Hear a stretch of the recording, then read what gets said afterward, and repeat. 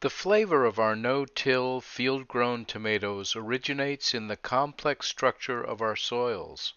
Greater diversity in the soil food web contributes dramatically to flavonoid production in the plants and then the fruit. In this video, we will be looking at some of the techniques we use on Astarte Farm to maintain and improve our soil organism diversity when transplanting tomatoes into our high tunnels. It all begins in the propagation house, where despite some early season heating malfunctions, Sadie and Ellen have produced some gorgeous transplants. Keeping a close watch on the varieties, Sadie selects the best plants to prepare for transplanting. It's a jungle in there, but this first tomato transplanting will give us some much-needed air circulation around the vigorous plants remaining on the benches. Outside the propagation house, Sadie has set up soaking trays with diluted fish and kelp emulsion. Soaking just the plant's roots eases any potential transplant shock. The kelp portion provides gentle growth factors for root establishment, while the fish portion provides a mild boost for leaf growth. The high tunnel where these earliest tomatoes will be grown has 5 production beds. 2 beds of spinach planted last fall have provided multiple harvests right into this spring. 1 bed has spring-planted lettuce, and 1 bed has sedum, or stone crop, that will serve as a perennial cover crop lasting several years.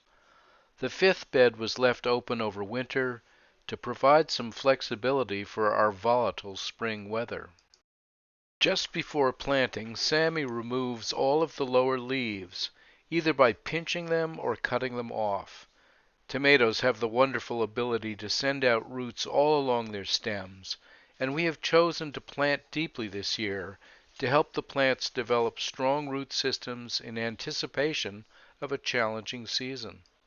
Ellen starts the transplanting by using a soil knife to dig the holes, carefully measured out with a tape.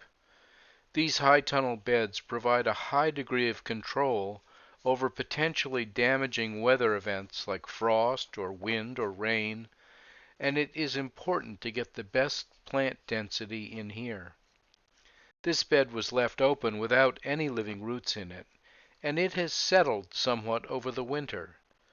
The digging is somewhat hard with the soil knife, and it is soon apparent that a bigger tool will speed up the process.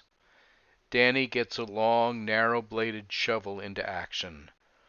Sometimes called a sharpshooter or a poaching spade, it can make a deep enough hole for our vigorous transplants.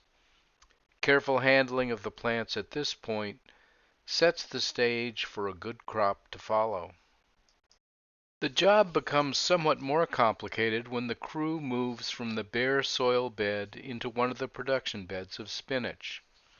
Cilantro has been allowed to volunteer in one of these beds and is almost ready to flower. This is an ideal situation where fresh transplants are going into soil with abundant living roots and pollinator-friendly blossoms are already in place to attract predatory bugs. Many of the microscopic soil organisms that colonize the spinach roots will happily transfer from that waning crop to the new roots on the tomatoes.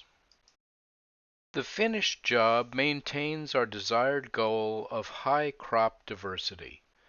Even though this high tunnel will be dominated by tomatoes, companion plantings of basil, lettuce, and salad flowers will help to keep the balance in here. Mullein and milkweed will become hosts for predatory insects, and in a few short months the tomatoes will begin to bear their amazing fruits. Thanks for watching. Questions and comments are welcome. Catch you next time.